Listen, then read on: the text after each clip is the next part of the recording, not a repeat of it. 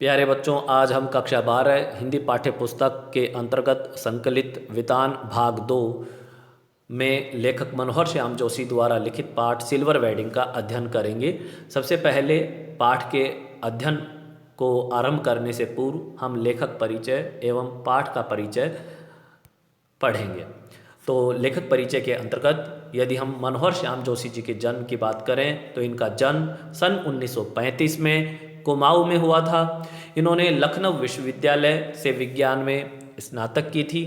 दिनमान पत्रिका के सहायक संपादक और साप्ताहिक हिंदुस्तान में संपादक के रूप में काम किया, यानी कि एक पत्रकार या संपादक के रूप में भी कार्यरत रहे हैं। जैसे कि दिनमान पत्रिका के सहायक संपादक रहे और साप्ताहिक हिंदुस्तान यानी जो सप्ताह में एक बार प्रकाशित होता है उस हिंदुस्तान पत्रिका के ये संपादक भी रहे। सन 1984 में भारतीय दूरदर्शन के प्रथम धारावाहिक हम लोग के लिए कथा पटकथा का लेखन किया। ये हिंदी के प्रसिद्ध पत्रकार और टेलीविज़न के धारावाहिक लेखक थे। महत्वपूर्ण बात है यहाँ पर कि कथा पटकथा, तो पटकथा जो शब्द है वो कथा या कहानी से किस अर्थ में अलग है, तो इसे ध्यान देंगे कि जब किसी सिनेमा या टेलीविज़न के पर्दे पर दिखाने के लिए कोई कहानी लिखी जाती है उसे हम पटकथा कहते हैं। पट का अर्थ होता है पर्दा और कथा यानी कहानी, यानी पर्दे पर दिखाई जाने वाली कहानी को ही पटकथा कहते हैं। तो इस शब्द का यह अर्थ आप देखेंगे। तो यह महत्वपूर्ण बात है कि लेखक भारतीय दूरदर्शन यानी भारतीय टेलीविज़न पर 1984 में जो पहला धारावाहिक था उसके पहली जो कहानी पटकथा लिखी थी हम लोग, वो लेखक को श्रेय दिया जाता है। तो इस तरह से ये पत्रकार और विभिन्न धारावाहिकों की कहानी यानी पटकथा के लेखक भी रहे हैं। लेखन के लिए इन्हें 2005 में साहित्य अकादमी पुरस्कार से सम्मानित भी किया गया। सन 2006 में इनका दिल्ली में देहांत हो गया और इस तरह से एक महत्वपूर्ण पत्रकार, संपादक और एक हिंदी का लेखक इस हिंदी साहित्य संसार को छोड़कर चला गया। प्रिय विद्यार्थियों, अब यदि हम बात करें इनकी प्रमुख रचनाओं की, तो इनकी प्रमुख रचनाओं में कहानी जो है वो है कहानी संग्रह, जैसे कुरु कुरु स्वाहा, कसब, हरिया, हरक्यूलीज की हैरानी, हमजाद और क्या, ये इनके प्रमुख कहानी संग्रह रहे हैं। एक एक कहानी संग्रह में अनेक कहानियों को संग्रहित किया जाता है। दूसरा व्यंग संग्रह इनके, जिसमें बहुत सारे व्यंग हमें पढ़ने को मिलते हैं, जैसे एक दुर्लभ व्यक्तित्व, कैसे किस्सा गो, मंदिर घाट की पौड़ियाँ, टाटा प्रोफेसर षष्ठी वल्लभ पंत, नेताजी कहिन, इस देश का प्यारों क्या कहना, ये प्रमुख व्यंग संग्रह इन्होंने लिखे। साक्षात्कार लेख संग्रह भी इन्होंने लिखे हैं, जिनमें दो प्रमुख हैं, बातों बातों में और 21वीं सदी।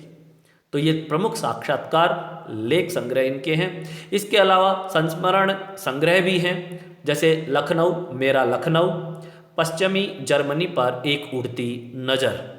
दूरदर्शन धारावाहिक के लिए जो पटकथा इन्होंने लिखी उनमें प्रमुख हैं हम लोग, बुनियाद, मुंगेरी लाल के हसीन सपने, जो कि बहुत ही लोकप्रिय धारावाहिक रहा था, मुंगेरी लाल के हसीन सपने। तो इसकी जो पटकथा लिखी थी वो मनोहर श्याम जोशी जी ने ही लिखी थी। तो ये बहुत महत्वपूर्ण बात हमने देखी। इसके अतिरिक्त प्रिय विद्यार्थियों, अगर हम आगे चलें पाठ परिचय के अंतर्गत, तो हम देखेंगे कि यह एक लंबी कहानी है, यानी ये जो सिल्वर वेडिंग कहानी हमारे पाठ्यक्रम में संकलित है और जिसे हमें पढ़ना है, वह एक लंबी कहानी है जिसमें लेखक की अन्य रचनाओं से कुछ अलग ये दिखाई देती है। आधुनिकता की ओर बढ़ता हमारा समाज, यानी जिसमें बताया गया है कि आधुनिकता की ओर बढ़ता हमारा समाज एक ओर कई नई उपलब्धियों को समेटे हुए है, तो दूसरी ओर मनुष्य बनाए रखने वाले मूल्य कहीं घिसते चले गए हैं। जो हुआ होगा और समहाउ इम्प्रॉपर के दो जुमले इस कहानी के बीज वाक्य हैं। जो हुआ होगा में यथास्थितिवाद यानी ज्यों का त्यों स्वीकार लेने का भाव है, तो समहाउ इम्प्रॉपर में एक अनिर्णय की स्थिति भी है, ये दोनों ही भाव इस कहानी के मुख्य चरित्र यशोधर बाबू के भीतर के द्वंद्व हैं। वे इन स्थितियों का जिम्मेदार भी किसी व्यक्ति को नहीं ठहराते, वे अनिर्णय की स्थिति में हैं। यानी अब हम अगर इस पाठ को देखें, यानी बहुत लंबी कहानी है ये जो पाठ हम पढ़ेंगे, और इसमें लेखक कह रहा है कि बाकी की रचनाओं से उसकी यह जो कहानी है अलग है। किस संदर्भ में अलग है? तो वही संदर्भ में अलग है कि इस कहानी में एक तरफ तो हमारा समाज जो अपने आप को आधुनिक कहता है, मॉडर्न कहता है, वह उस आधुनिकता के चलते विभिन्न उपलब्धियां प्राप्त करके उनको संग्रहित कर रहा है, समेटे हुए है। दूसरी तरफ हम अपने जो नैतिक मूल्य हैं उनको कहीं न कहीं पीछे छोड़ते जा रहे हैं। उपलब्धियां प्राप्त करने की लालसा में हम उस अंधी दौड़ में शामिल हो चुके हैं जिसमें इंसान के प्रति जो अपने नैतिक दायित्व हैं, जो हमारी भारतीय संस्कृति के जो पुरातन मूल्य रहे हैं, उनको भूलते जा रहे हैं। तो इसलिए यहाँ मनुष्य को मनुष्य बनाए रखने वाले जो मूल्य हैं वो कहीं न कहीं घिसने का मतलब है कि वो समाप्त होते जा रहे हैं। उनका महत्व कहीं न कहीं अब आज के लोग समझ नहीं रहे हैं। दूसरी बात, इस पूरी कहानी में दो शब्द, दो जुमले बार बार आते हैं, जैसे जो हुआ होगा, दूसरा समहाउ इम्प्रॉपर, जो कि कहानी का मुख्य पात्र यशोधर बाबू अपने हर वाक्य में लगभग इसको बोलता है कि समहाउ इम्प्रॉपर। तो ये दो इस कहानी के बीज वाक्य हैं। तो इन दोनों का यहाँ पर जो अर्थ संदर्भ में अगर देखें तो जो हुआ होगा जब जब आता है, ये हमारे वर्तमान में जैसी स्थिति है उसको ज्यों का त्यों स्वीकार लेने का भाव है कि भाई हम कुछ नहीं कर सकते, ये ऐसा ही है। दूसरा जो बीज वाक्य है सम हाउ इम्प्रॉपर, ये एक अनिर्णय की स्थिति है। और ये दोनों ही भाव मुख्य पात्र चरित्र यशोधर बाबू में देखने को मिलते हैं और उनके संघर्ष, उनके द्वंद्व को हमारे सामने प्रकट करते हैं। तो इस प्रकार से यह जो कहानी है लंबी जरूर है लेकिन एक महत्वपूर्ण संदेश आज की पीढ़ी को देती है। अब चूंकि पाठ परिचय हमने देखा, उसके अंतर्गत हम जरूरी हो जाता है कि इस कहानी का मुख्य पात्र यशोधर बाबू का एक संक्षिप्त परिचय प्राप्त करें। तो प्यारे बच्चों, यशोधर बाबू पुरानी पीढ़ी के प्रतिनिधि हैं, जबकि उनकी जो संतान हैं, उनके बच्चे, वे नई पीढ़ी के प्रतिनिधि हैं। वे आधुनिकता यानी कि यशोधर बाबू आधुनिकता व प्राचीनता में समन्वय स्थापित नहीं कर पाते, यानी कि वो अपने प्राचीन सिद्धांतों और मूल्यों के पक्षधर हैं और आज की आधुनिक पीढ़ी की आधुनिकता के साथ वो अपने विचारों, अपने सिद्धांतों का तालमेल नहीं बिठा पाते हैं। नए विचारों को संदेह की दृष्टि से देखते हैं। इस तरह वे ऑफिस व घर दोनों से बेगाने हो जाते हैं, यानी कि ना तो घर में उनके सिद्धांतों का कोई महत्व समझता है, कोई कद्र नहीं करता, कोई आदर नहीं करता।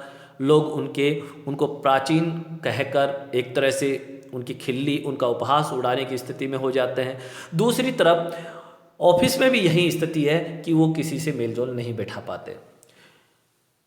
वे मंदिर जाते हैं, रिश्तेदारी निभाना चाहते हैं, परंतु अपना मकान खरीदना नहीं चाहते, क्योंकि उनका विचार है कि अब जबकि वो नौकरी में है, उनको क्वार्टर मिलता है तो ज़रूरत नहीं है।